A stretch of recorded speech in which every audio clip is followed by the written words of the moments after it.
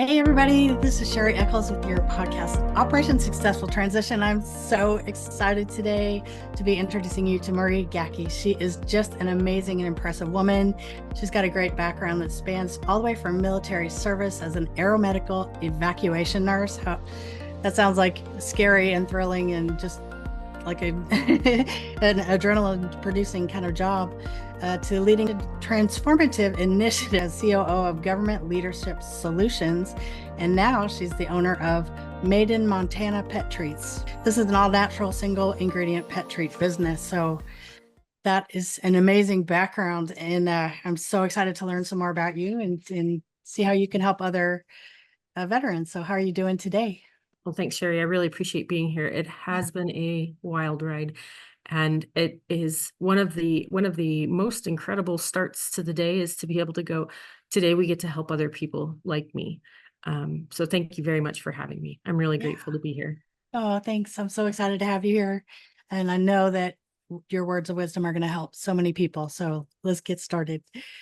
So kind of starting out, how did your military background kind of prepare you for getting into this entrepreneurship business? When you go into the military and there's people that are always like, I think we could do that better. Well, what if we did it this way? And you can you can pick those people out because they're kind of obnoxious. Unfortunately, I was that person. And I had to learn a lot of those lessons the hard way. I had to learn how to keep going and how to persevere. And I had to learn that resilience because I started out pretty immature, obviously. The second lieutenant trend, I was that one. Yeah. No, it's fine. I got this. And I had to learn it really the hard way. I had to learn that there are people out there that will give you wisdom if you'll hush and listen. There are people that want you to succeed and will help guide you along that path. But you got to go find them and you have to pursue that relationship. And for me, military prepared me for entrepreneurship because I came with that kind of hard baked, but I didn't have the character to back it up. And so if anybody from my previous time in the military saw me now, they'd be like, totally different lady. Totally different lady. Yeah. But it refined a lot of my character and it gave me a work ethic that I had never really had to exercise before. Yeah. Well, it's interesting how the hardest things that we do are really what shapes our character going forward. And that's how we learn and grow. So what are some of the kind of challenges that you faced in getting your business started? Where did the idea come from for this single ingredient pet treat business come from? Absolutely. And necessity was the mother of invention. Right around COVID, everybody started making these sourdough starters. And Yeah. Yeah. I was I like, you know remember. what I want is a freeze dryer. I had just sold a house in San Antonio that I had held on to all the way through the recession. And I was like, I want a freeze dryer. That sounds like so much fun and way more long lasting than a sourdough starter that I Right. might. And so, right about that time, my dog had been going through Abby. She's a German Shepherd and she is particularly delightful. But she had gotten into something and she was losing hair. She was getting ear infections. She was licking her paws. She was licking her arms and legs. Like at one point, we were very confident we were going to lose her. Yeah. And it was one of those conversations where I'm feeding her food into the closet because she won't come out. She won't move. She doesn't want to drink anything. And my husband and I are having a conversation that, what is this? What's going on? Well, I'm coming out of the medical environment and I was like, I think there's got to be some kind of food allergy. We had done all the labs. We did all the tests. We spent the hours and dollars on figuring out what was Yeah. going on for our dog. And as we were coming out of this, we were like, I think there's something in the food that's like a byproduct or a chemical or something. And it's got to be that. And so we started with one thing. We were feeding her basically ground beef and coconut milk just to help. It was all mixed together so that it was soft and smushy. And we discovered that beef was safe. She felt better. She had energy. And we were like, well, what's the most nutritious part of a cow? My husband's got this wildlife biology degree. And he goes, the liver. And I was like, oh, I've heard real horror stories about that. And he goes, yeah, but I think it's the healthy thing. And so we went to the butchers and we started in this conversation about how good it is for your pets, for people, for all these things. And we started, and I was like, I do not want that smell in my house. It's not happening. Absolutely not. And he was like, well, throw it in the freeze dryer thing. And so we threw it in this freeze dryer thing, and all of a sudden the smell was gone for me, but apparently she loved it, and she got up and she wiggled. And we were like, oh, we are Ooh, on to something here. yeah. And then other dogs would come over and start licking our concrete. And we were like, oh, this is like a thing. I think we have a business. And so during the middle of COVID, that was the thing that we did, was we figured out who likes these things and how is it beneficial, and why is that important? And we talked to veterinarians, and we talked to um, veterinary nutritionists. I didn't even know that was a thing. Like, there's a whole population of people who very much care about what chemicals and what byproducts are going into their pets. Yeah. And now we're part of that club. Yeah. Yeah. Well, I think, it's the same for people. People have reactions to food. I've gone through some food sensitivity testing myself recently. That is kind Absolutely. of a goose chase, and it's expensive, and it takes time to get the results and to, make the changes and see what they're doing. So interesting No, that dogs are having the same reactions, and it's, these genetic modifications to the food that we're eating. And the mm, dogs get, grains just like we do. And they, make sense that they would have sensitivities. And yeah. some of the stuff they grind up into dog food, I'm not sure is the cleanest and the purest. And we've learned so much about things like glyphosate and byproducts. And we even went and talked to some of the manufacturers and said, well, what is it that you do? And they're like, oh, well, da, da, da, da, da. And there's some proprietary secrets and stuff. But Right. Yeah. we came out of there going, oh no, just like you, we don't want people to hurt. We don't want people to have to drag it out. We don't want people to feel bad. We don't want our pets to feel that way either. And we think that that's important, that they deserve people who care about them enough to invest in their health and well-being from that perspective. Yeah. Yeah. You know, we could get into talking about big pharma and how the medical community doesn't make any money if we all get better all of a sudden, right? Same with Man, that's my vet, soapbox. right? And because I didn't realize that big dog food and big cat food is the same way. Yeah. I didn't think about it. Yeah. Because One we love bit. our pets. Pets are big business, right? We Yeah, have, it was a red pill to swallow, that's for sure. yeah, exactly. We've got this big vet school here at Texas A&M. It's one of the best in the country. And we've got veterinarians all over the place making a great living off of, taking care of our fur babies, right? Yeah. They And the are, they're part holistic of the, veterinarians that we have worked with have been so supportive. We have found holistic pet nutrition kind of people that were the people that were like, no, you're doing a great thing. Here, let me help you. What if you did it like this? What if you talked to people like that? And we went, oh, well, we're not that second lieutenant anymore. We're a little wiser now. We can do this yeah. better. So Well, yeah. awesome to find some people who are willing to mentor and kind of give you those ideas and connections, maybe even. That's amazing. My regular medical doctors have never suggested doing this testing for sensitivities, but it was a functional medicine doctor that I've been working with. So I think Mm-hmm. that kind of maybe the more the avenue that people need to go for their animals and for themselves, even. Mm-hmm. There's a time and a place for each one, of course, right? Not going to shun either Sure. one, but Sure. that's kind of the way it goes. So Absolutely. so in starting the business and growing it from buying a few livers from the butcher to scaling it, how did you find the resources? How do you get that many livers to freeze? And are there other organs, or is this all strictly liver? Or So that's a good question. Thank you. When we're having those conversations, we have worked with big processors, and we have worked with small butchers, and everything in between. And what we have learned from this process is that we need to know who we are and what we stand for first. And what we stand for is the support of the Montana ag industry. My husband is a Texas A&M graduate. My parents are Texas A&M graduates. And so they're very big fans of supporting the ag community. And I kind of fell into it. But what we learned is that the processors have been helpful in a lot of situations. Especially in bulk supply. But what we can't guarantee is kind of the sourcing of those. And what we love knowing is that what makes us different is we're veteran owned and operated. We are supporting the ranchers directly through local butchers. And that for us has been a distinguishing factor. It means that our scaling is slightly slower, but it means that I can speak to lot number 510 of our pet treats came from this ranch over here in this specific area of Montana. yeah, that is awesome. So do you also follow up with the is The grass McLaren fed and thing? grass finished a thing? Is that important to your, the We materials that you use, or? So Montana is a very funny state about grass-fed, grass-finished versus grass-fed, grain-finished. Most of the feedlots in Montana are grass-fed, grain-finished. And what we have found is that the liver, when we got our supply tested, the liver did not show any statistic significance between the grass-fed, green. Yeah, Yeah. you know the one, grass-fed, Finished either grass-fed. way, it comes out pretty much the same. Because the liver is the powerhouse on the cleaning. That's We so also true. pre-cook ours to 180 degrees. The American Veterinary Association has said that we recommend that you pre-cook everything.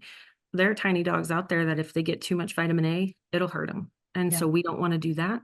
And what we found is between the two things is choosing the powerhouse that filters and then choosing the pre-cooking. We've kept our pets safe and they have not noticed a significant difference, and the labs haven't noticed a significant difference. That is excellent news. That's good to hear. Yeah, because I thought, like you say, most places they are grain finished as well. So that I think maybe it's a growing thing, that this grass finished thing. It's probably more expensive because it's different, and it uh doesn't fatten them up as much as the grains and the soybeans do at the end.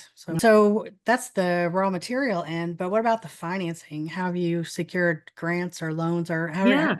So financing? we decided from the very beginning that what we wanted to do was to see if we could leverage other people's money for our time, but we did not want to do that in a way that was disingenuous. And so for us, we received a grant, and I have learned a lot about the grant writing industry. We received a grant most recently in the spring from the Department of Agriculture in the state of Montana, and they did such a phenomenal job at coming up with this grant and making it accessible for business and marketing. We have found that when you treat grant writers well, and when you invest in the people that invest in you, it's a mutually beneficial process. And so fortunately for us, we have been able to continue to expand our operations without having any outside sources of income. We've had angel investors come have conversations and venture capitalists and things like that. And I think that there's going to be a time for that in the future. Mhm. We're not ready for that yet. We have looked at this and said, no, we want to be really tight on our customer service and our product manufacturing. That is more important to us than scaling rapidly and losing the thing that makes us unique.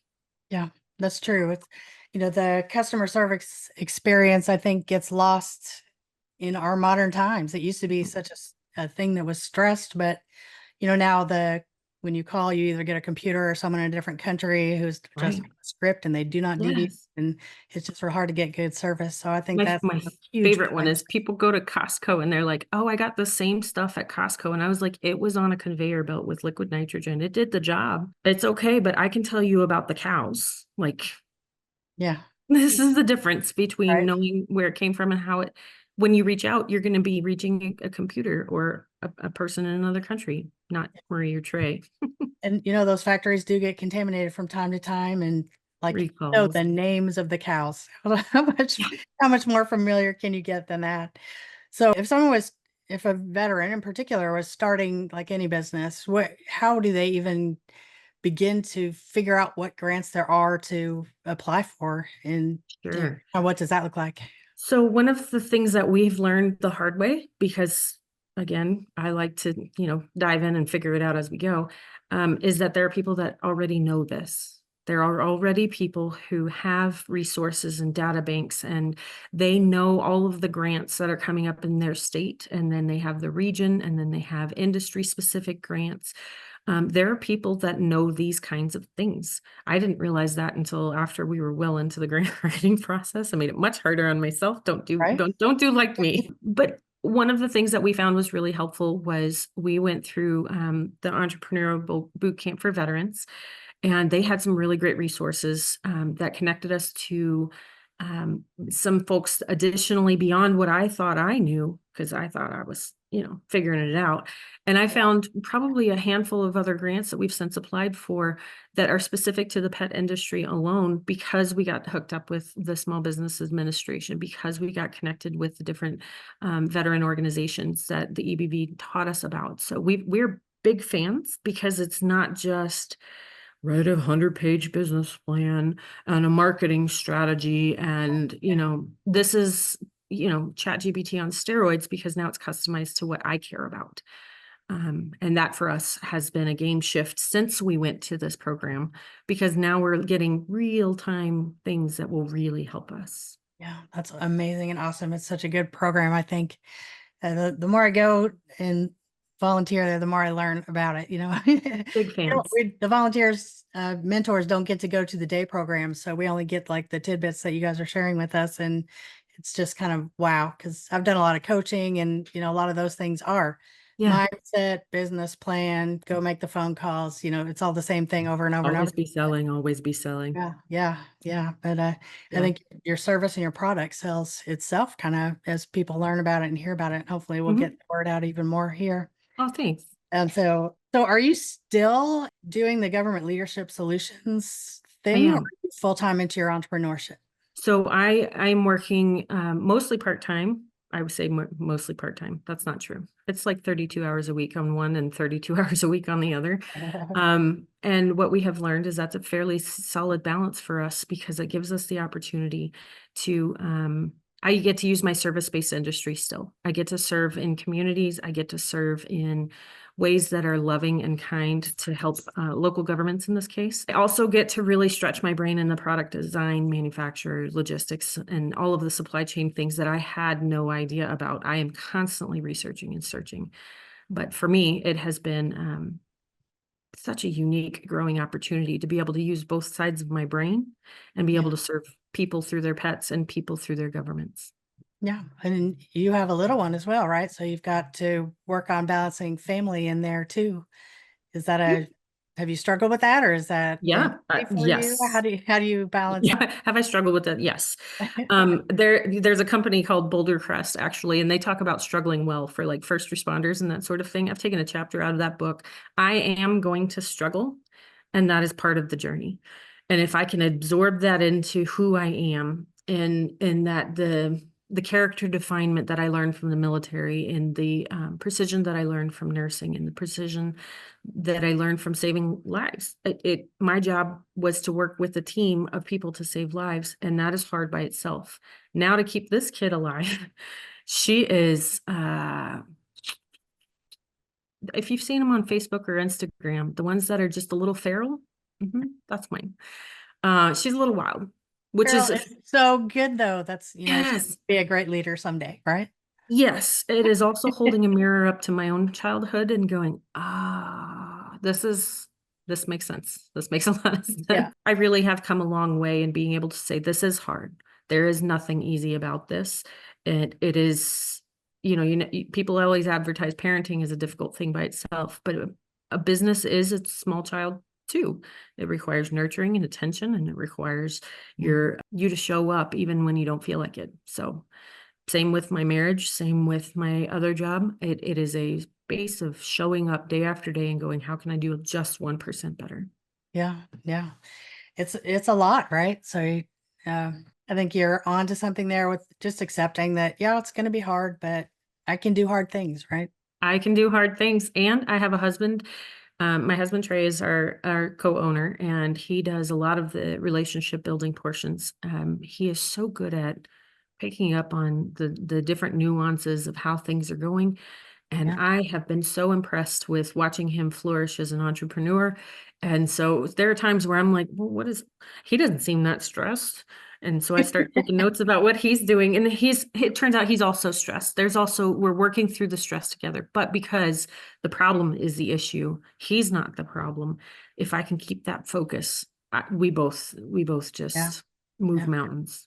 That's such high emotional intelligence. They're recognizing that it's the problem. That's the problem, not the person, right? Yeah. I get it wrong sometimes. I'm not perfect. Nobody is, right? But it's you Right. learn, and entrepreneurship is hard. It's not all, sunshine and roses. Absolutely. No. You do mail order, right? Yeah, yes, all over Yeah. the country in the lower 48. And when we're building our pet treats, we added the pet topper. I don't know if you know about pet food topper. Have you ever heard of that?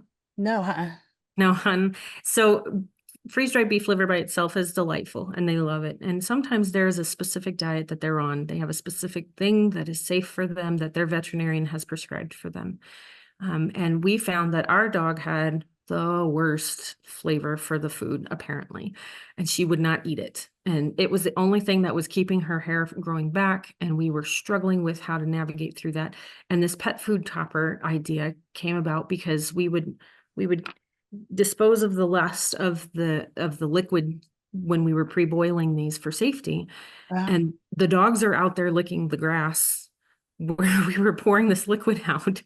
And we have Okay. since learned that that's not helpful for anybody because it attracts flies. And so we learned a lot in the early stages. But when we discovered that that was the case, we said, why are they doing that? And we learned what to do with this leftover stuff. And we were like, oh, we could freeze dry these little crumbly things and people will sprinkle them onto their pets' food or snacks or on the floor or outside or into treats. Yeah. And you can make your own popsicle kind of thing on your own. That's very cool. So like freeze-dried gravy kind of. Freeze-dried gravy. Absolutely. And Yeah. we make them into ice cubes because our dog is an ice cube dog. Oh, And yeah, yeah. it's not the big ice cubes, it's just little ice cubes. Yeah, little You ones. put them in there with some water or some coconut milk and you let them freeze and you chuck them into the yard and they can find them. Yeah. That's a Oh, fun yeah. game. Yeah. So Um, I've got an old guy and he's getting all those lumps everywhere. And I know that has to be from his food, right? Does this help with those lumps? I've been seeing ads for like mushroom capsules or whatever, mushroom sprinkles to put on food to help with those lumps. I am not a veterinarian, so I have to give the full disclaimer. I'm not allowed, our treats do not treat or prescribe Yeah. or heal specifically. What our treats do is contribute to something that you know that is good. And if there's an opportunity for you to, for example, in your area, the Carson and Bear Dog Wellness Initiative, they do things that are designed to build the nutrition with a holistic veterinarian. It's a shameless plug. I am not endorsed by them, but Carson and Bear Dog Wellness Program. They have prebiotics and probiotics that are super helpful, and they're shown to help kind of clean that pet out a little bit, so that they are actually their guarantee is that your dog will live longer than the AKC says they will. Huh. It's a big statement. And so they're on a big mission, and I am super proud of what it is that they're building because their product is phenomenal and it's extremely well researched. And they are the ones that I love to reach out to when I have questions about pet nutrition. Yeah. I Um, need to reach out to them, especially since oh, it's local. I didn't even know that was a thing here. it's totally a thing there. And I 10 out of 10 recommend. I do appreciate the people like them that have come along with us on our journey. Um, and that is probably the one thing that I would say has made the biggest difference for us is to find the people that are doing the thing and take them to lunch. And it sounds so cliche. It's in every book I've ever seen. And I thought it was a bunch of hogwash. It's not. They Right. really Right. want you to win. They It's want you to be a part of the crowd. relationships. That's where, people work with people they know, like, and trust, right? And they have to talk to you to learn what you're about so they can trust you and want to help you, right? Yeah. They can obviously see that you're an intelligent person and you guys both are, and you have a great business, a great idea here that's Thanks. so beneficial in so many ways. I mean, it's helping several industries. So I And wish my favorite part is when we get emails from people and they say, so my email is mgacke at Made in Montana Pet Treats. I would yeah. love to hear from anybody who has our pet treats, how it's gone for their pet. But for us, what we love is like the other day, we got one from a gal who has a dog named Feather, and Feather has not eaten a full meal in years. Oh, Doesn't like the food. And so by supplementing with our pet treats in the food, now all of a sudden Feather is starting to be interested in food, and we're starting to see some opportunity there to even go back to Feather's family and say, hey, have you considered introducing some different nutrition options that might be a little more helpful? And it's such a cool thing because whether your pet is 152 in dog years and they need powder to help make their gravy go down well, or right. if they're a brand new puppy and you're trying to train with a high value treat, there's something a little bit for everybody because it's just one thing. So Yeah. I love to hear from folks when that happens. Yeah, I am definitely going to put in an order. Tell us what your website is to go to. Our information is at Maiden, Maiden, And then our website is MT instead of the full spell out of Montana. So it's MAIDENMT pettreats.com. So if we'd spelled out made in Montana pet treats, it would be, you'd still get there, Really but long, yeah. it would be really long. But our Instagram and our Facebook and our YouTube are all under that Maiden MT Pet Treats because we live off of Maiden Road and it sounds like Maiden, Montana. Anyway, Yeah. it's his dad joke. He won all the credit for it. It's Maiden, Montana. The dad jokes are becoming a thing. It's It's okay. So Trey is your husband, and he interviewed on the podcast about a year ago. So y'all look up his video and see what he had to say too. And the difference between where you guys were a year ago and now that you've both been through the program, things look so different for you. It sounds like it's such a different world in your entrepreneurship, journey. absolutely. And for example, we worked with the Impact Marketing Group out of that area because of what my husband had learned from EBV. We had such a great experience with them because we went up by 76% in just in the marketing efforts. Just in the marketing efforts, our sales went up by 76%. Wow. And in like 2 months. So clearly we're not doing a very good job to begin with.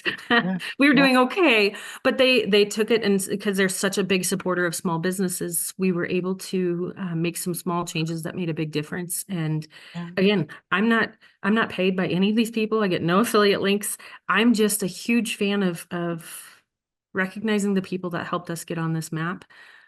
Because you don't go anywhere in isolation. Hiding in your house doesn't Yeah. doesn't do the things. That is such a good point. Entrepreneurship is hard and you wear all of the hats when you're starting out. You have to have help sometimes. You don't even know what you don't know, right? You have an idea about feeding liver to dogs in treats, right?